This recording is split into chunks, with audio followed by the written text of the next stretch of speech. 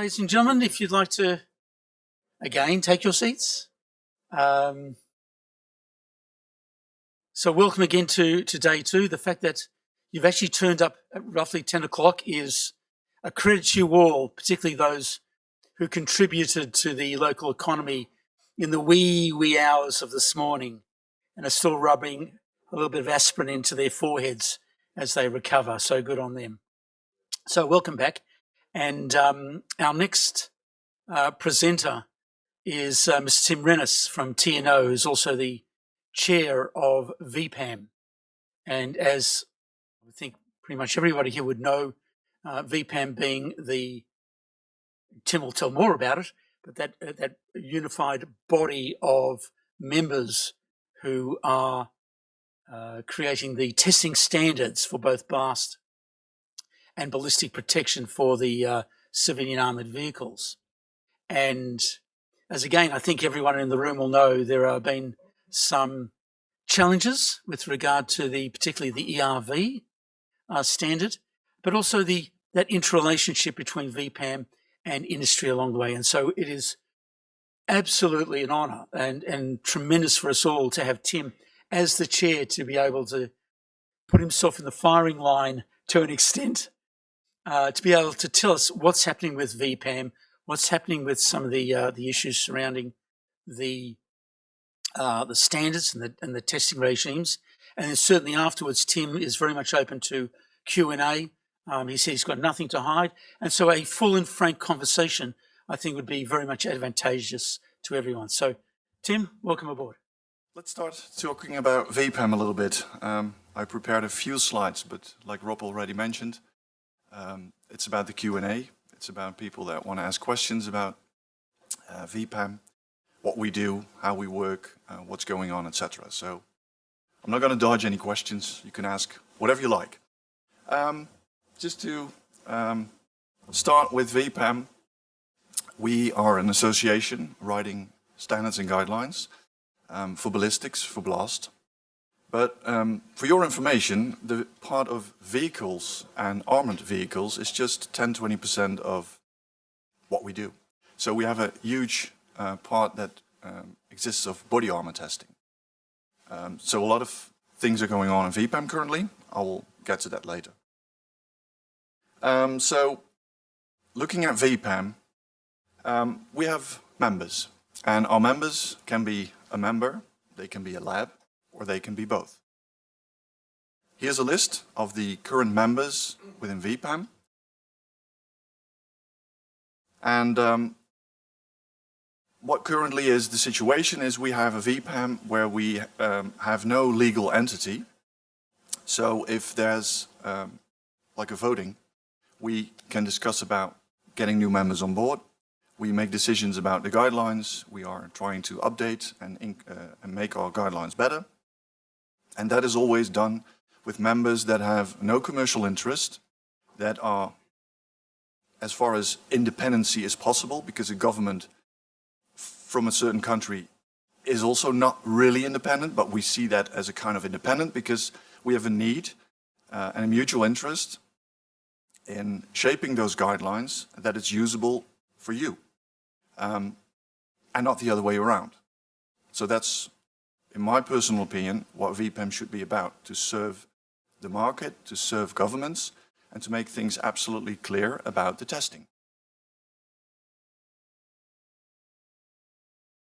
How it started? The gentleman to your right is Mr. Beat Knoibel, and he's the founder of VPAM. I think he's over 80 years old. Today, not that it's his birthday, and he founded VPAM. And a lot of people probably wonder why the German language. Some think VPAM is a German organization. It's not. And it really started with 26 years ago, where VPAM was founded because of the English language. So a group of experts came together, they happened to be German speaking, and they said, well, the bloody English, we don't understand. And that was 25 years ago, because language was a little bit more challenging than it is nowadays. So that's really the one and only reason why VPAM became a German English-speaking international organization. We have founding members, we have co-founding members, but Mr. Knoibel also supported creation of the new VPAM. And that VPAM exists since last year, 2024, October 3rd, and I went with Mr. Beat Knoibel to a law firm in Switzerland because we found, after checking German law, Dutch law, Belgian law, French law, that the Swiss law is very helpful for an organization like VPAM. For your information, there are thousands of companies here registered in Switzerland because of this Swiss regulation, the Swiss law. It fits perfectly for not-for-profit organizations. VPAM is not-for-profit. So we started with creation of articles of association. The first step was to create articles that are very common, very general. So the law firm started creating these articles, and then I offered these articles of association to the VPAM members, and they formed a working group and adjusted these articles so it would fit for government, for potential new members, for existing members. Why is that so difficult? Because currently VPAM is having no legal entity. So we, as this group today, we can decide that we're going to become an interesting group of experts and we're going to write our guidelines. That's nice. And that's what VPAM did as well. And after 25 years, the situation actually occurs that we don't have a legal entity, but that's not really professional. So we want to be more professional. Proper governance is, I think, important nowadays as well. Transparency. So what we've put in the Articles of Association, signed by myself and signed by Beat Knoibel, founder of VPAM, is that we have transparency in these Articles of Association, in several articles. So our guidelines will be open and transparent, and then we can also share all the information. Civilian armored vehicles. We're here for vehicles today, so I'm not going to talk about the body armor side and etc. We have two guidelines, which is BRV, ballistic resistant vehicle, and we have the explosion resistant. We can have a chat about everything afterwards. I just want to express that I'm not an expert on ballistics. I'm not an expert on blast. I'm just trying to get VPAM move into a professional and future-proof direction. So our experts can help you with all the questions. So if you have any questions that are specifically, for example, if we have a BRV, you want to replace the windscreen, do I need to fully certify my vehicle again? That is one of the questions that popped up in the last couple of months. Because why should I completely recertify a vehicle if I'm just replacing the transparent armor?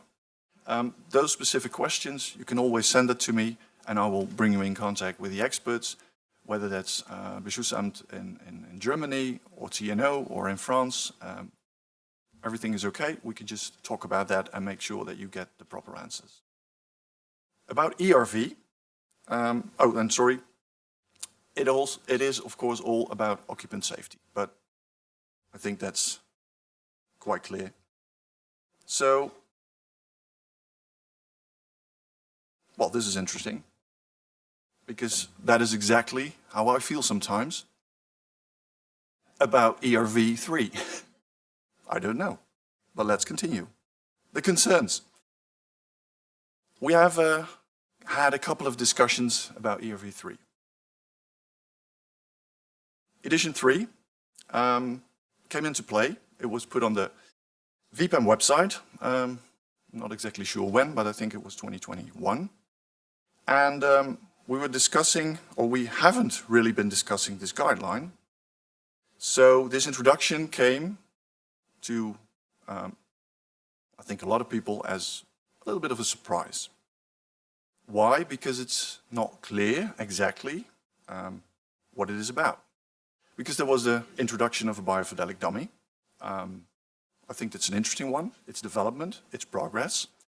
But the question is it then really biofidelic?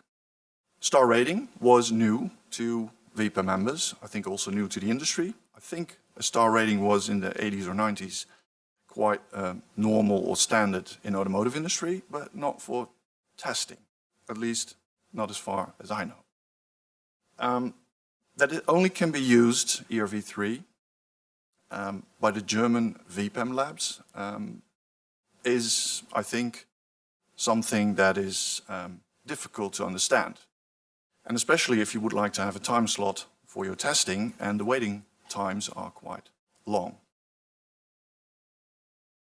The full test report is, I think, something that you as the industry can better answer to than myself, because I haven't seen it.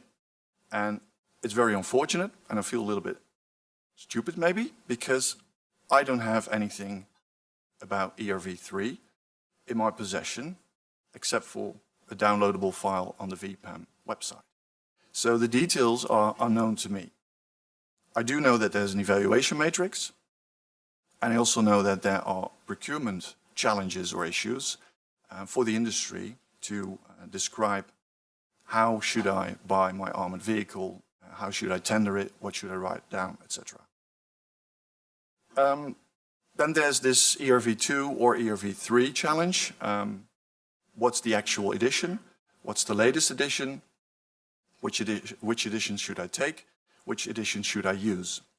That is written on the website, so both editions are valid. If you have any questions about that, you can also send that, and it's also on the VPAM website.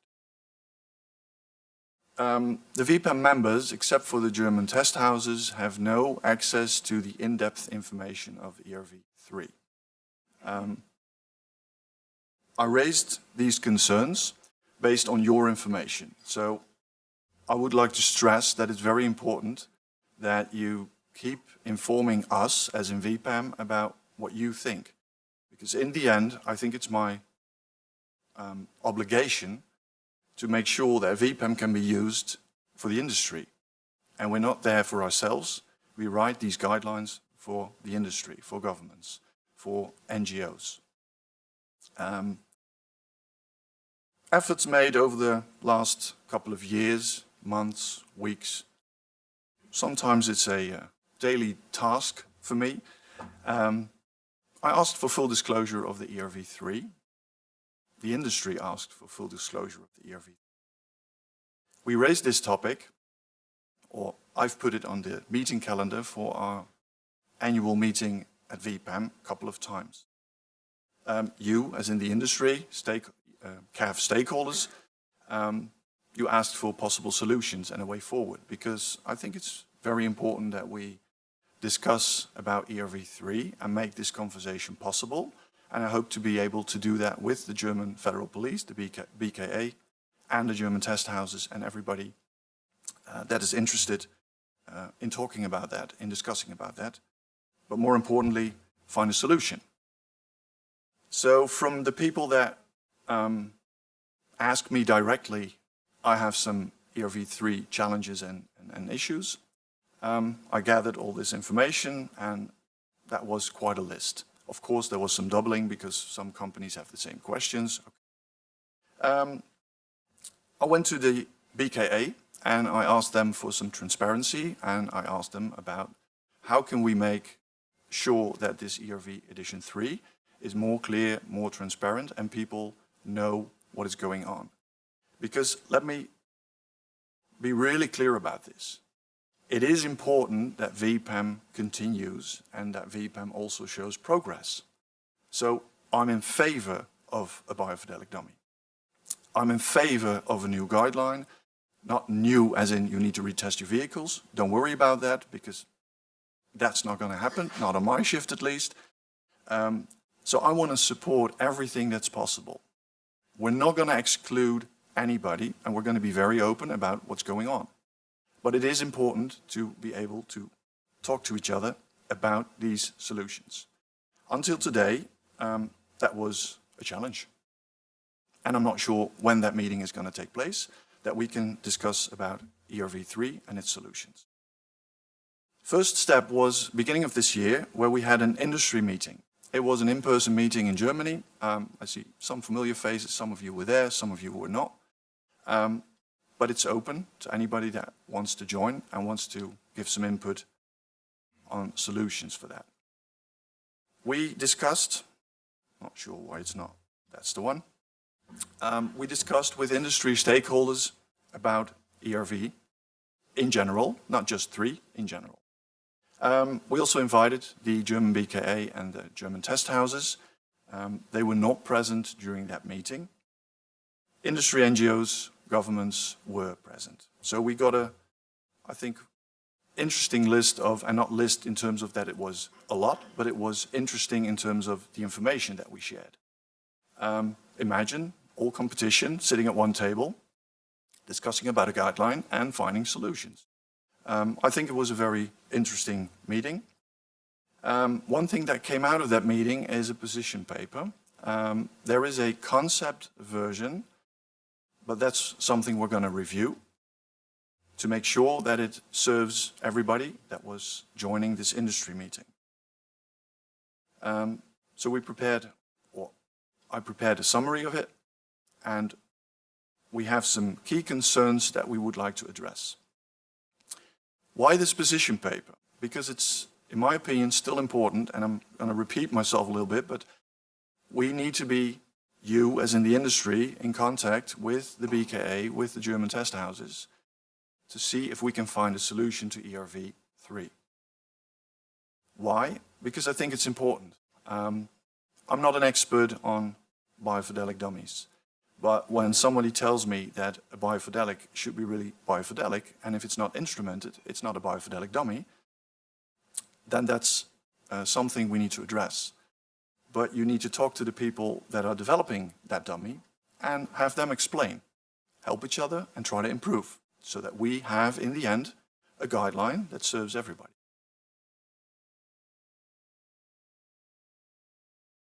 So a few topics, and again, the concept position paper is a concept. I think it's very important that we have the test documentation to be auditable, that there's a check on the biofidelity of the biofidelic dummy. And I think it's very important that you have this pass-fail injury criteria very clear. Some people mentioned about the Stanek dummy. That is also very difficult to interpret the data that comes out of the test. Same goes for the biofidelic dummy. But how can we learn from one dummy and use that information for another dummy? How can we make sure that it's clear on pass-fail? Same goes for the star rating. I addressed this, by the way, when I was visiting the BKA, that it would be nice to have a star rating in place that is clear. But if you look at it from your own perspective, being Germany, focusing on your own guideline and your own market, I can understand that's your key priority. But please do not use VPAM, the International Association, for your own guideline. And I addressed this at the BKA, and I think they were open to discuss it. I think one possibility is maybe take out some data in the evaluation matrix, and because this evaluation matrix has some confidentiality in it, which is perfectly fine, which is okay, but not for the VPAM international standard if you cannot give that information to a customer. You pay a lot of money for your vehicle test, then I think it's worth that then you're eligible to get this information. And it's, I think, very important that we also have this transparency about our guideline. At least that's what I want to do, feeling kind of responsible for VPAM. I'm not going to show you any more slides. I'm really interested in moving on to some Q&A. Maybe you have questions, because there were a few slides, maybe you have questions in general. Again, I'm not going to dodge any questions, so you can ask anything you want. So I would like to say, raise your hand if you have any questions, and I'll try to answer to everything that is that is possible. If I don't know the answer, I will tell you I don't know. Rob, maybe you can... All right, well, I might just pose a comment if I can. And just the reiteration, and you did speak about it, in that VPAM needs to serve the industry. VPAM exists. The testing agencies exist because industry exists and because industry has a requirement for those services. And you've, iterated it, and you understand that there is this current conflict whereby there is an impression, I think I can say on behalf of industry, that it's industry is serving the test houses rather than the test houses are serving industry. And given that the procurement agencies and the people who are occupying the vehicles and going into harm's way, they are the stakeholders that ultimately we all serve. And therefore the test agencies, their processes, their standards, and their, as you keep saying, their transparency and their relationship with industry is paramount in order to give those going into harm's way the confidence that the vehicle they're sitting in will actually provide that level of protection to the level within the specification. And I think that's, if I may say from my own perspective, I think that's the message really to drive home as part of your ongoing consultations with the members of VPAM. I think you're absolutely right about that, but I always need to look very carefully at my own position. For your information, a VPAM member is the only one that can deliver the chair. Beschussamt in Germany was chair for 12 years. Before that, of course, the founder of VPAM was chair of VPAM. Now it's TNO delivering the chair, and that happens to be me. Sorry about that, but you need to do it with me. So I think that's also important to really understand that it's a difficult position. I'm trying to do the right thing, but what is the right thing? I can't do it perfectly for each and every one of you.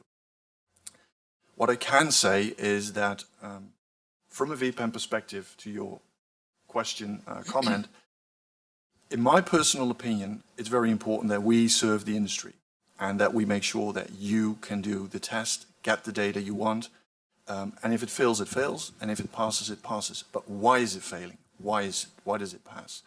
So to make sure that we keep doing that, we need, in my opinion, we need to talk with the VPAM members, to the BKA, to the German test houses about a guideline. And we found opening. I mean, it's not all very negative. It's not that we are not discussing it. Absolutely not. It's just that if you're working for a government, you're bound to certain rules. So you cannot just share anything. And I'm not from Germany, so I don't know exactly how it's working. But what I do know is, for the new membership, for example, of the police in the Netherlands, they were a member, but because of lack of resources, they had no one in the VPAM. They rejoined, which is very nice. It's very helpful. But the Dutch police experiences the same challenges as, for example, the government in Germany, because there are rules and certain obligations you have. So we cannot really speed up the process. What I think we can do is create like a VPAM coalition of the willing and not the unwilling. And I think that's very important. Do you want to have this conversation? Then we can make it. But you really want to do it. You need to really want to do it. And I think that's something we can help each other with, hopefully. I'm going to hog for one more minute. The issue of the confidentiality based upon the BKA or the governments, would there be an argument to be had, so to speak, whereby there is a distinction between the commercial arm, where such confidentialities are commercial rather than governmental, and security/police, versus a secondary arm, primary, secondary, doesn't matter, in relation to those entities where there is a security confidentiality basis. And so that may allay the fears of both those stakeholder groups?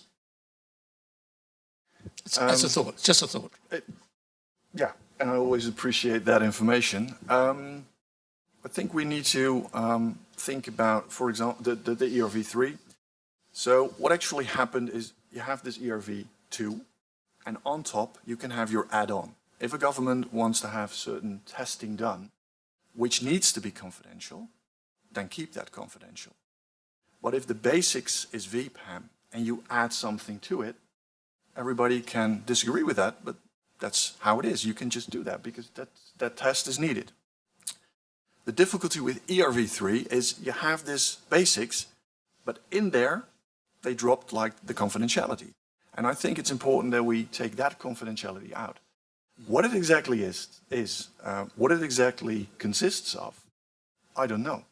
And that is something that I don't feel very comfortable with because, like, officially, I'm responsible for doing the VPAM stuff. That means that there's a guideline that I'm responsible for and I don't have any information about it. I have the same information as you in the room. Sometimes you even have more information than myself. Tricky position, right? Challenging, yeah. Questions from the floor? Go right ahead.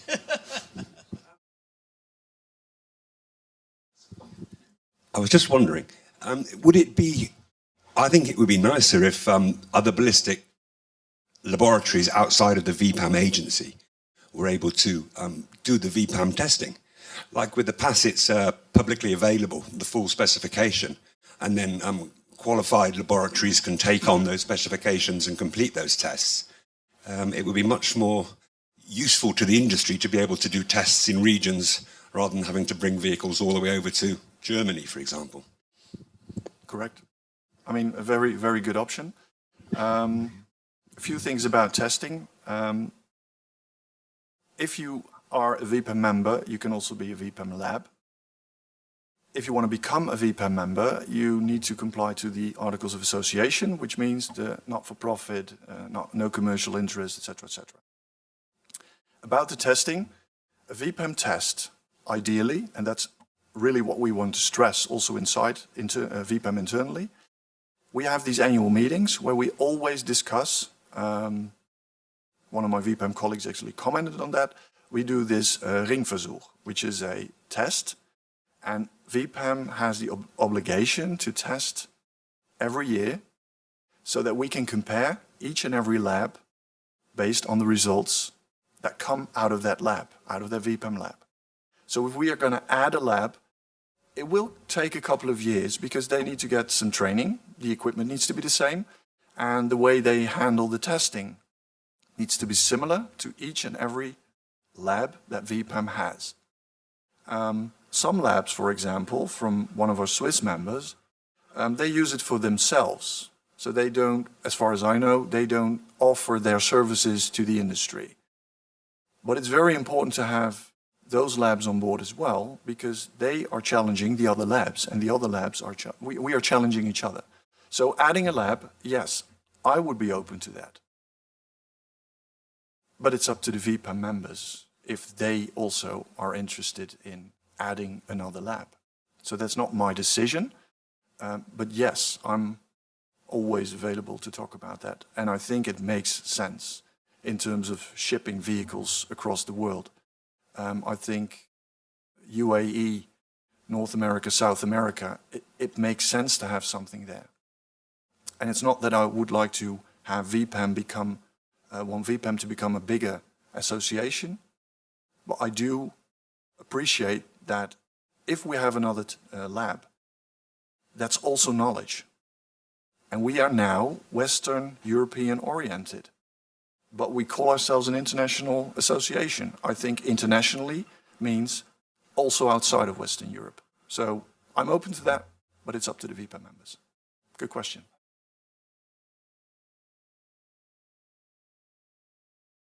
Say that we would do a VPAM lab somewhere else in the world. Would it be possible to do, as in the first stage, only do ballistic testing? in that laboratory, not doing blast? Or does it need to have both the capability of doing blast testing and ballistic testing? Well, let's start with body armor. You need small caliber tunnels. There's a lot of equipment that you need to do the testing. So I think that's the, not easiest, but in terms of the process, that would be the easiest first step to start with that. Then you can also do the plate material testing that is used for the VPAM vehicle test, step 1. Blast testing, I would say, is done outside. So you need the people from the lab to support that. But it doesn't necessarily mean that the lab has its own proving ground. Like, for example, in Germany, because there's actually 2 associations within VPAM that can do the blast test. One of the German test houses and TNO. As far as I'm informed, the German test houses use the proving ground in Schrobenhausen, which is in Germany. Maybe they have other proving grounds they can use, I don't know. And TNO uses the military proving ground in the Netherlands. That's what we can do. So I think it should be possible. I think ballistic testing can be done, but start with a complete vehicle test without being knowledgeable, without having the proper equipment. In my opinion, I'm not the expert, but that's going to be a huge challenge. So step by step. Do small steps. Yeah, of course. Yeah, absolutely. Okay. Absolutely. I actually have another question as well. If you want to add an ammunition or change ammunition inside this VPAM table, how would I do and how long time would it take? Well, if you ask me that now, and you do, with the current challenges we have within VPAM, it takes longer than normally. But going back to the founder of VPAM, he actually had, and I think that was on my slide as well, he had the managers of the departments for ballistics, for blast, and etc. on his VPAM, call it, on the VPAM meetings. By having them on the meetings, they come back home and they tell their employees, we're going to do it this way. Now VPAM exists of ballistic experts. And for your opinion, to talk about professional and professionalism, if I ask one of my VPAM members, can you have a look at the Articles of Association? They're happy to do that. But we're not lawyers. So I think we need to stick to what we do best. So if we want to talk about ballistics, I think the question should be, send your question to me, to my email address. I will forward it to all the members, saying, well, there's this new type of new or existing or another type of ammunition, and we want to add that to the guidelines. I would say normally it takes half a year to set something up. So it's the ringversuch, for example, so the testing.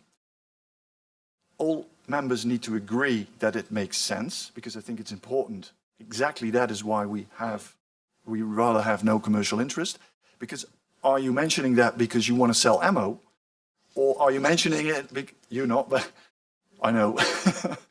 But that's the key question. So I think it's really interesting to hear the opinion about the VPAM members, the ballistic experts.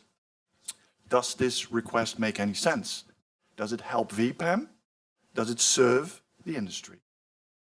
So to Rob's point, if it serves the industry, I think we should do it. And then, let's say, if the VPAM members are familiar with the ammunition that you're talking about, or different kind of projectiles, a year. But I'm not challenging myself, so maybe I'm exaggerating a little bit. But I think minimum a year is what you really need to think about. That's going to be the timeline. Thanks. Hi, Tim. Tim, I think everything about edition 3 comes down to the side blast test, not so much the underblast or above roof test. And a question for you, it stems back to edition 2 even. Has anyone tested other than and received a certificate for TNT side blast test as opposed to PETN as in the standard? I don't know. I'm running VPAM. Okay. I'm not involved in the testing. And at TNO, you at TNO, has that happened? I'm not here for TNO. I'm now doing the VPAM stuff. Okay, because No, no, I no, think no, I think as industry, I'm going to respond. From a VPAM perspective, I don't know. I'm not witnessing any tests. For VPAM, I'm more working on military vehicles and the Stanek 4569, together with the experts on the vehicle team from TNO. And I'm working on materials and material development sometimes, or supporting that from a business development perspective. So I'm not really into these tests for civilian armored vehicles. Of course, we talk about it, and if I'm traveling for my work and there's a customer that is interesting for VPAM, I'm open to discuss, like what I've done with you. We'll skip that part of the question, and we'll get back to, I think, from our perspective, industry and the end users, the problem for the end users, we talk about transparency, but there's no transparency for end users if certificates are issued on TNT and told they're equivalent to PETN, because they're totally different. And last year, Jan's presentation clearly showed from the simulation point of view that it's completely different. So I think if it comes down to it, if we want transparency, we have to define a standard where only one type of explosive is used, and customers do not make comparisons to say, oh, this is equivalent, because it's totally not equivalent. And I think I haven't seen any position from VPAM to counter that argument. Well, we did discuss about this. And why? Because testing needs to be done similarly. It needs to be done exactly in the same way. Why do we do a vehicle test with real blast? Because that's the only way to test and to prove something. Simulation helps, but it's not the final step. So I would be open to explore within VPAM, but we're talking about money, time, investments to make this happen. But if the industry is willing to support this idea, I'm more than happy to again address this within VPAM to do a comparable test. Okay. I'm open to that. So, yeah. Well, it's interesting. I think the point is valid, and whether I was sitting in the program office in Canberra or when we talk with our clients, and the question comes up where you've got TNT versus PETN. And I remember a conversation with the defence scientists in Australia. I said, you can't compare them. They are different. And there must have been some evolution going back years where someone said, oh, this is equivalent to that. And it's just become a historical issue. But your point, I think, is very true. And whether both options should be available, but I'm not sure that the procurement officers necessarily have that technical knowledge to decide, I would like a certification using TNT or PETN. And that's the point. Correct. And there's an argument to be said for that, 100%. But what do you mean with one way only? Because if you talk about the people that do the tenders... The other test houses, I do believe the other test houses were invited. And in fact, I had asked a question at an industry meeting last year related to one of the test gentlemen who said that TNO were invited, but they did not want to participate because they did not have the answers to the dummy. So that is something which was confirmation. There were several people at that meeting. And I had proposed I can purchase a dummy and donate it for a test. And I requested from him, what can you propose? How do we test it? I still never received a response on that. So it's not that it has to be, there's no information. Information can be obtained. Absolutely. We can obtain information by purchasing and doing the test. So it's not that we have to ask and only if someone tells us. You know, if you get the result of an equation, if you know it straight off and you haven't shown the way you've calculated, doesn't mean the result is invalid. And I think, yes, the German side haven't shown that information for whatever reason. It does not make it any less valid that how the test is performed and the result obtained. They have not shown us how the calculations are made.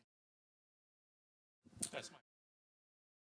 And to your point, of course, I have a little bit more information than some of you here in the audience. I know because I've seen the emails going back and forth.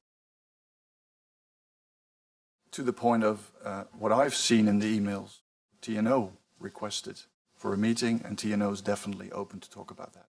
Absolutely. The German test houses also proposed to do this. So I think both are willing. It's not about that. Why it's so difficult to get a meeting done? We had the industry meeting beginning of this year. Everybody was there. Well, not everybody.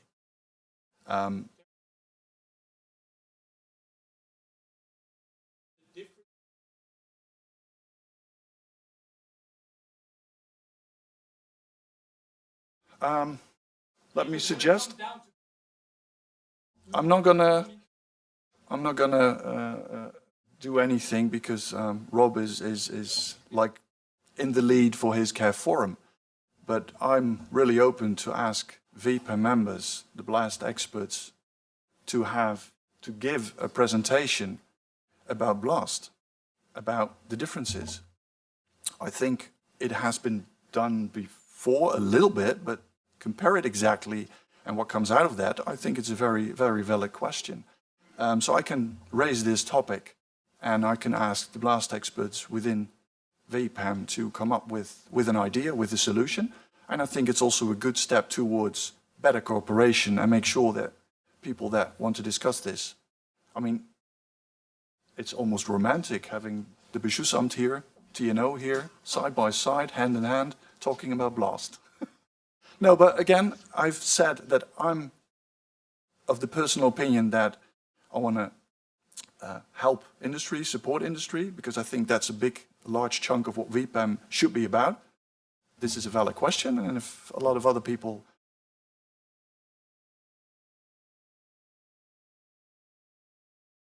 are more than happy to support, really. Last question. Any last questions from the floor? No? All right. All right. So look, I wanted to certainly thank Tim for coming up. His courage for standing in front of industry is admirable, and it is a topic that is dear to everyone's heart. It directly affects the way that manufacturers will design, test, and then manufacture the vehicles that are used by the people that are being put into harm's way. So, Tim, I want to say thank you so much for being up here and for providing the information to us. A small gift to say thank you so much for your courage. It's actually made of metal, so you can stop the bullets flying if you like. So thank you very much. Around, if I could ask you to say thank you so much.